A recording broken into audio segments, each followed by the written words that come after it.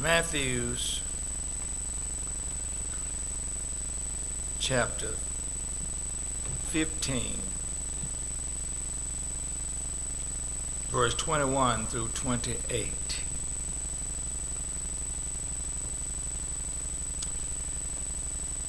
And I'm going to read one or two verses. I'm going to read verse 21 and 22. Let them in.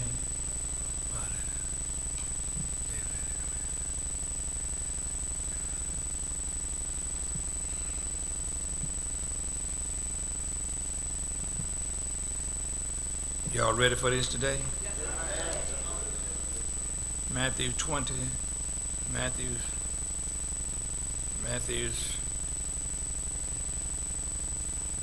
15, verse 21 and 22 says, Then Jesus went thence and departed into the coast of Tyre and Sidon. And behold, a woman of Canaan came out of the same coast, and cried unto him, saying, Have mercy on me, O Lord, thou son of David. My daughter is grievously vexed with the devil. Look at your neighbor. We all have some problems. Do you have faith? I want to talk about the power of faith.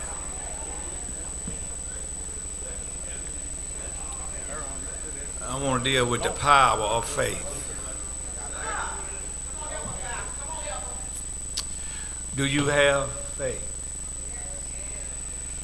To start this off, faith, if I asked everybody in here, do you have faith, it would say yes. We all have a measure of faith. You believe that when you sat on that pew, that it was going to hold you up. Amen. You believe that when you got in your car to come here this morning, that it would bring you to the church. So we all have a measure of faith. But how does it work? Where's our faith when life throw a curveball at us? And the pitcher did not throw the ball across the plate. He hit you.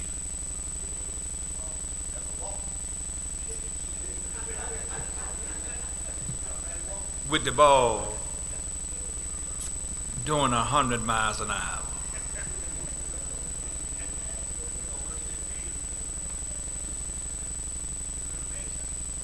You automatically get a walk, but do you walk to first base or do you walk to the pitcher?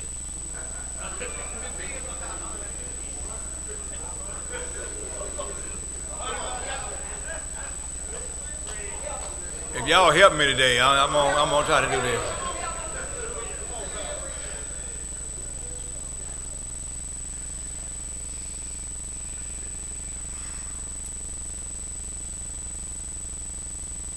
Faith is easily said, Dinerica, but it's hardly believed in it done. There's a story I tell about a young man that he was not a believer, but his wife was. He liked to take a drink or two. No, he took a lot of drinks. But he was coming home one Friday night, late, across the bridge to Arkansas, and almost made it across, and his car flipped. threw him out. In some kind of way, he got caught on the edge of the bridge. About 2 o'clock in the morning. This happened to be a time that no cars was coming or going across the bridge.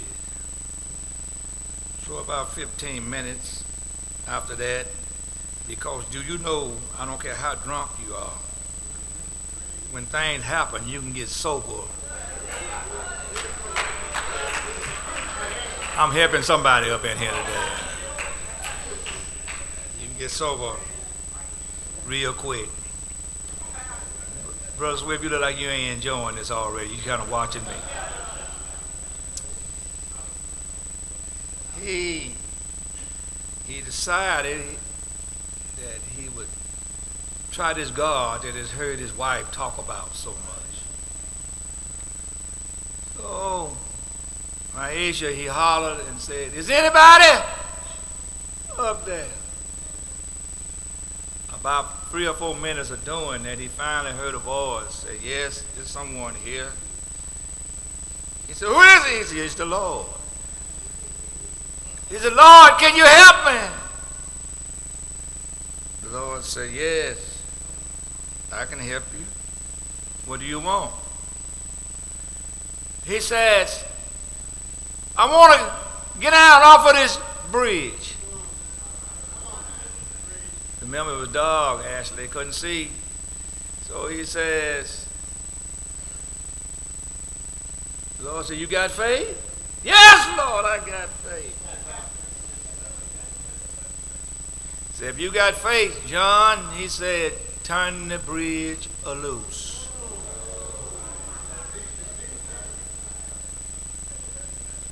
Look at that person next to you and ask them, "Was that you on that bridge? What you gonna do?"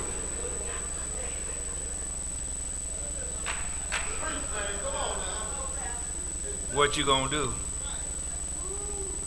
I ain't heard from the Lord. He done told you to turn the bridge loose. Story is that he looked down and he couldn't see. He didn't know he was 2 feet from the ground. So he looked back in the air and says, "Aaron, is anybody else up there?" See, faith is easily said, but when it is tested, do you really have faith? And because he couldn't see it, he didn't trust it, even when God said it. Let me get on with my speech. See, this woman is not a Jew. This woman is a Gentile. It also covers in Mark chapter 7, starts at verse 24 through 30. So Mark and Matthew give this incident, strengthen its possibility that this is true. Can I take my time and preach? I'm talking a little slow because I need you to hear every word come out of my mouth.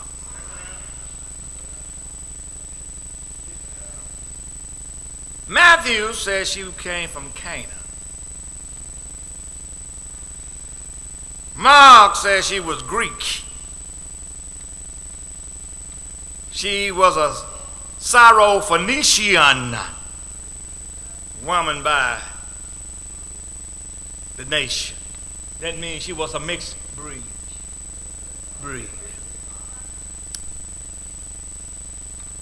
She finds herself that Jesus went to the coast of Sidon, which is a Gentile city, George. So he went there, and she was there. Evidently, she had to know he was coming. When you look at Mark chapter 7 and verse 25, it says something in there that Matthew didn't say. It says, Alonso, that she heard about Jesus. See, because I was wondering, why was she, a Gentile woman, so interested in Jesus Christ?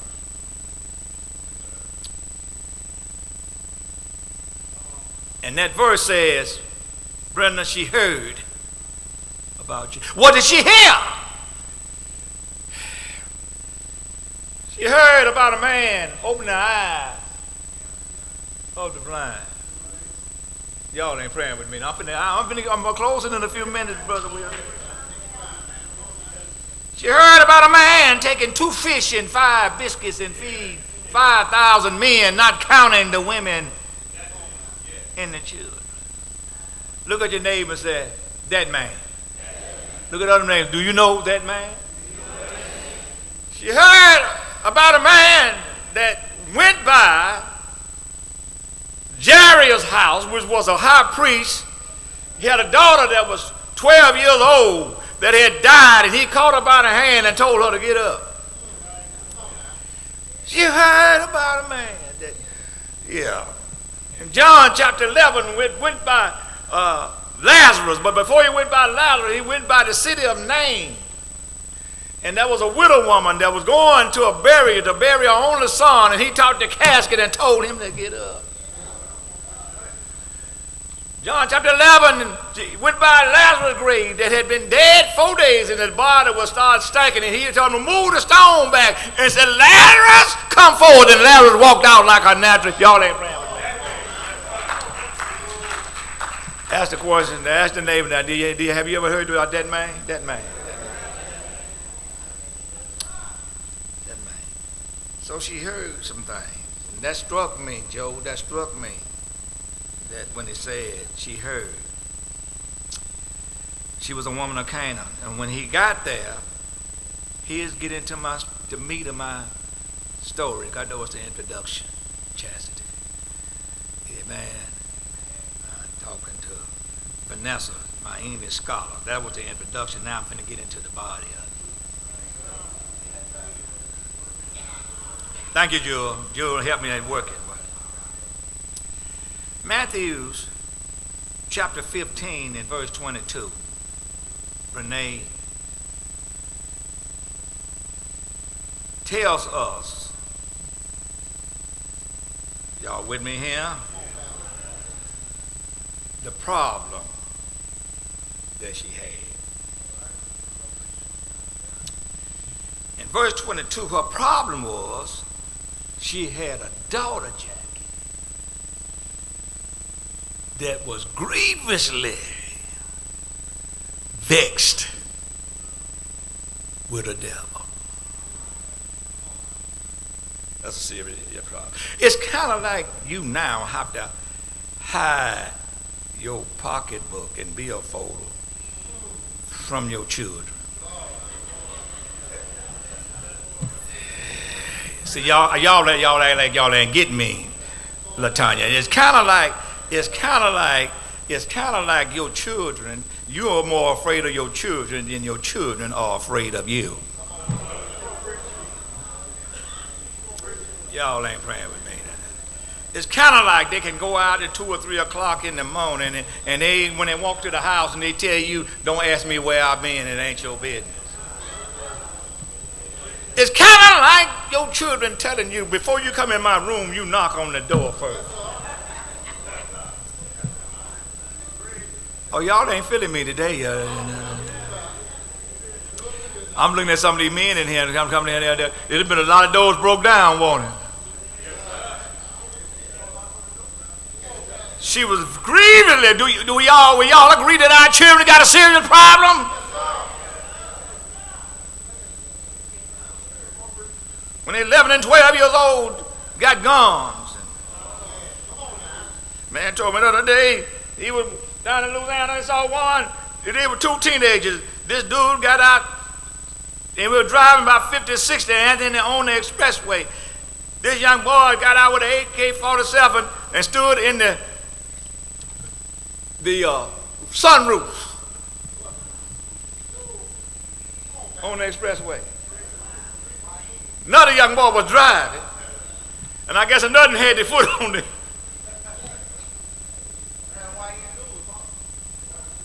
Oh, they according to them understand what that was, because I didn't understand what that was about. There, man. Okay, what'd you say, why ain't he? Okay. See, the young folks, y'all do know the young folks here, man. Right, is that what they were doing? Look at it. Yeah, So we got a problem. This is the issue. She is a devil. And she asked Jesus to help her. She's not a Jew now. She asked Jesus because she knew who he was. Because she had heard. Do your children know who Jesus is? Because if she heard, somebody had to tell her. Am I preaching up in here now? Do your friends know who Jesus is? If they do, have you ever told them who he was?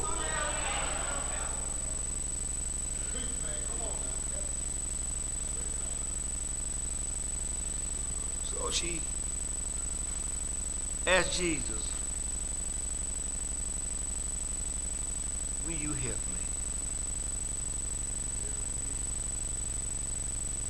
Here's the struggle. She praying and asking Jesus to help her. The struggle is in verse 23, Matthew. Jesus then said one word. Is anybody like me that you prayed to God and he ain't saying?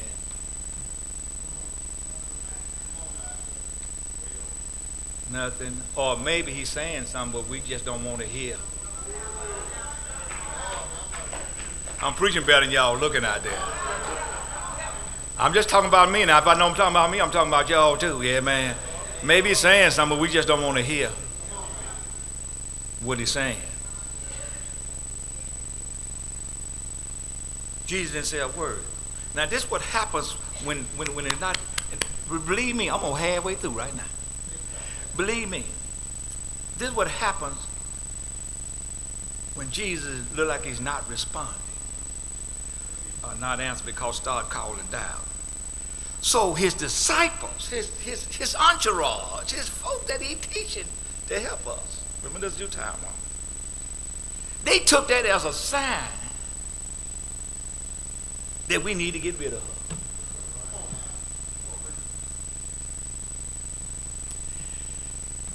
Church folk do that all the time. When it look like folks that need help and look like God got some kind of curse on them not helping, church folks say, well, they must have did something wrong. Ain't no sense.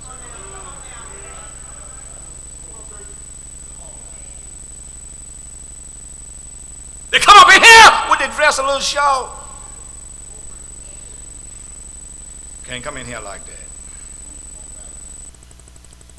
They come down here and I'm with you. I feel like you do with the pants. Showing them dirty drawers.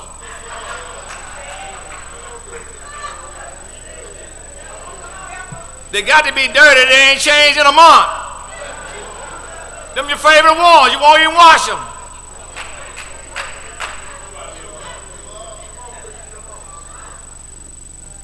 They tell them, you can't come in here. That tickle Jerry. Like that. Have you ever considered they just don't know? Yeah, they're going to be vulgar, they're going to be rough, but they just don't know. Have anybody ever just decided to take a little time to say, young man, come on, let me help you a little bit?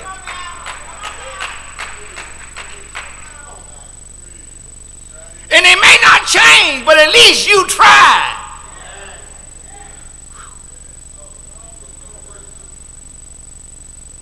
The disciples took it. Jesus still didn't say nothing. He didn't say nothing to the disciples. He'd go. But when he did say something in verse 24, it is. Jesus finally said something in verse 24. And he gave a negative response. How do you respond when God tells you something that you don't want to hear? How do you respond even when you're praying to God and you already know the answer before you pray? Y'all ain't feeling me. Y'all ain't feeling me at all here today. Remember now, she got to see the problem. And she had the right source. So Jesus give her a negative response. He said, look, I'm here for the lost sheep of Israel. I come here to take care of my people first. So the woman was trying to figure out then, why are you over here inside out? Because ain't nothing over here but Gentile. She didn't say that, but that's really topic. But when Jesus tell you something, when the church tell you something that you did not want to hear, when you finally come to church, you come with your wife, you come with your husband, they finally get you in church, and when you get to church, it looked like your wife or your husband told that preacher everything that you was doing.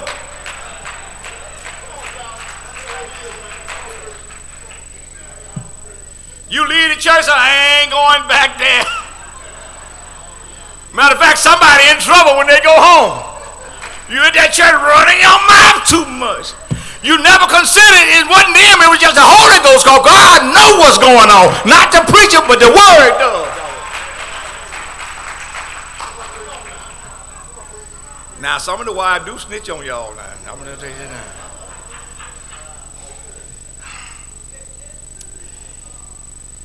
Jesus said, now if that was you, and the Lord done told you, I didn't come here to help you, I come here to help somebody else, what's your response? Have you forgotten now your problem that you was having and you getting an offensive mode? Or are you, and I'm trying to figure out how this woman, and I'm going to close it, I'm trying to figure out how this woman was able to hang in there that long. So first of all, most of us would have left when Jesus didn't even respond to us.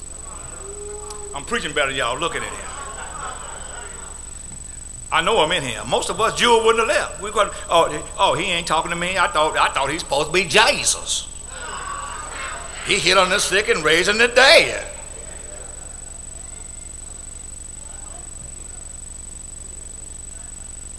So most of us would have left right then. How am I doing up here?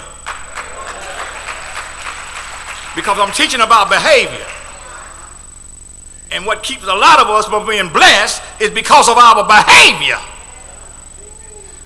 But we got to have an ingredient. Preach, boy. And I'm going to tell that at the end of it. We got to have an ingredient that God got to put in us to help us overcome our behavior so we can receive the reward that God got for us.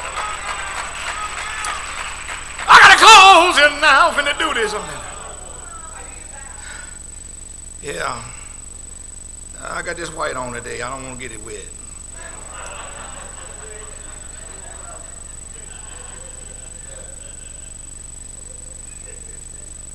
But she, in verse 25, Johnny, she didn't give up. See, she had already surpassed me because I got pride. If you don't want to do nothing for me, forget you. Am I the only one up in here by myself today? I done took the stand. I done missed a whole lot of blessings because my thing is I ain't said everything I want to ask you but one time. And that's the reason I didn't get what I asked for. A lot of our children don't get what they ask for because they don't ask but one time. Sometimes we said no to see if you really want the thing. Y'all ain't praying with me here now. Because we know our children a lot of times ask for stuff they really don't want. Don't you think God knows us like that? So he says, she said, she didn't give up. Verse 25 said, with that hard statement, she worshiped him. She worshiped him. She fell down with the nakedest thing he said and said, Lord, help me. Because she knew that the answer to her problem was standing in front of her. And I'm not going to let him, his disciples, or no one deter me from getting what I want. Y'all ain't praying with me. The Bible says, pray in season and out of season. Man ought to always pray and faint. Do you stop praying after the first time you ask and don't get it?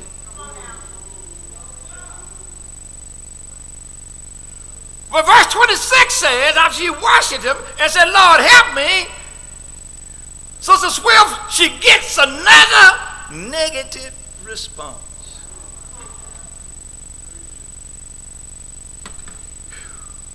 Y'all feeling me up in here today? Look at that neighbor. Neighbor, what you gonna do? What you gonna do? Look like this man just ain't gonna help you, everybody. What you gonna do? Do you walk off? Are you like that man on the bridge?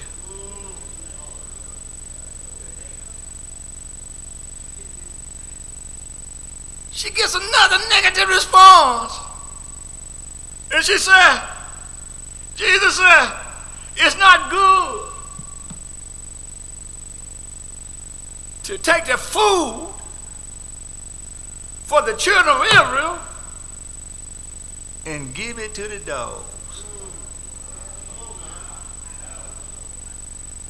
Y'all felt that one day.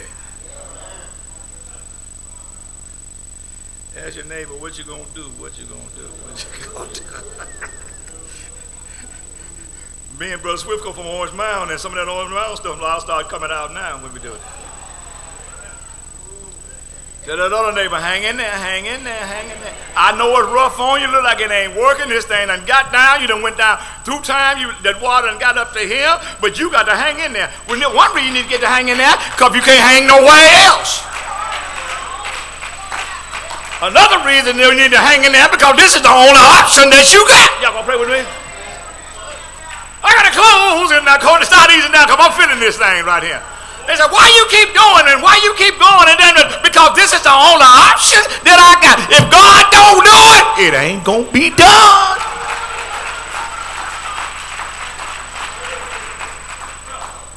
You see what Trump does? You see what the Senate in the House, y'all going to pray with me here? You see what our mayors and our governor do? Amen. If God don't do it, it ain't going to be done.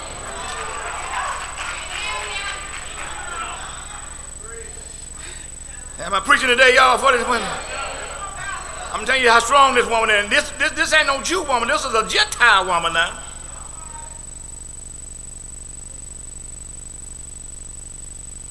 Dogs. Call her dogs. Verse 27, give her a response. Here it is. And I'm trying to figure out how this woman hang in there that long. She said, yeah, I understand that, and you're right. Church is your folks, and they get first priority. But even the dogs get the crumbs. Not on the table, that fall from the table.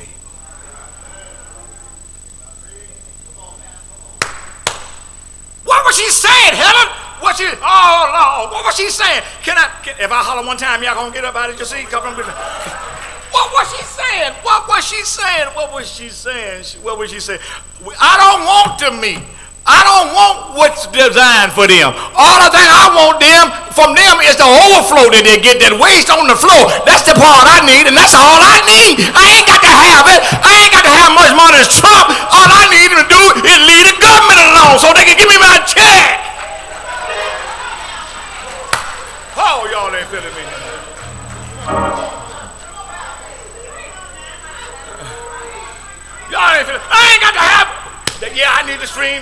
I ain't got to have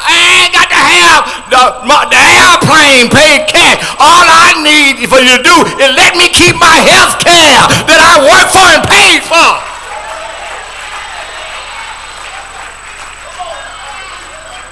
Give somebody a high five and say, crumbs, crumbs, crumbs, crumbs. That's all I want, crumbs. Look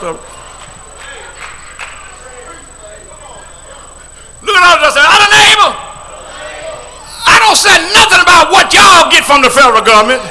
Y'all getting most of the money. All I ask y'all to do, leave mine alone.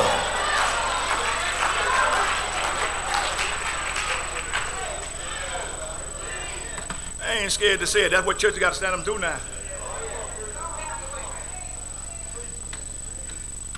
Well, I done bothered y'all long enough.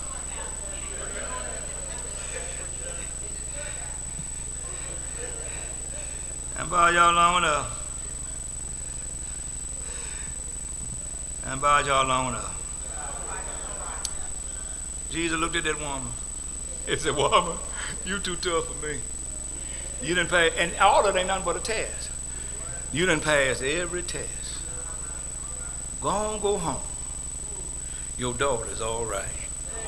Jesus, I ain't got to go put my hands on. I ain't got to do it. All I got to do is speak a word. Why you going to speak? Because I'm God. Go on, go home. Your daughter is all right. But he said something. He said something. He said something to that woman. He called out one thing there in that last verse. Verse 28. He said, woman, and this is a Gentile, your faith have brought you through. There it is, there it is, there it is. I'm coming back to that word again. Ask the neighbor on your side, do you have faith? Do you have faith? See, when you got faith in God, it don't matter what's going on. It doesn't matter what the odds are against you. Because this what it don't mean. It doesn't mean. It doesn't mean. It doesn't mean. It don't mean. It don't mean that this ain't happening to you. But what faith does is seal to your heart that this too shall pass. Ain't God all right? Oh yeah. Ain't God all right? What faith does is when life hits you in the face, faith lets you remind yourself that this ain't the first time you had to go through some things. And if God brought you then, He will bring you again. Oh, yeah. Anybody know He will? Anybody ever been down and won't God? Didn't God pick you up when everybody gave up on you?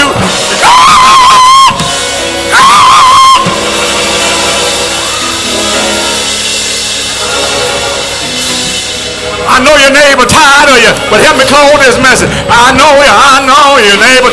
Reach up and give yourself a good high five and say, when I look back over my life, see what God has done for me. There's been times I should have been dead, but God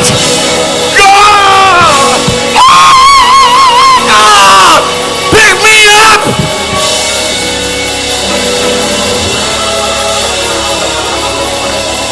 That's what faith will do for you. Faith will give you joy no matter what's going on. Faith will give you peace in the midst of the storm. Faith will give you love when hate is all around you. That's what faith will do for you. Slap that neighbor and say, give me some faith. I need some more faith.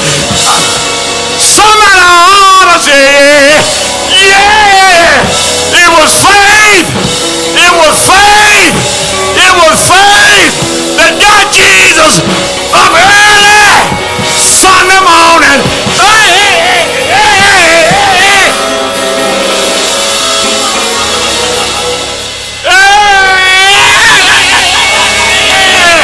Somebody ought to say,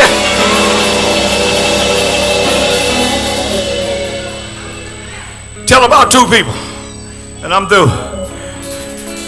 If he did it for her, he'll do it for you. Tell somebody, that person didn't want to hear that. Tell somebody else, if he did it for her, he'll do it for you. If you didn't like what they said, find you another one. And say, neighbor, the reason I know he'll do it for you because he did it. Y'all got it. He did it. He did it.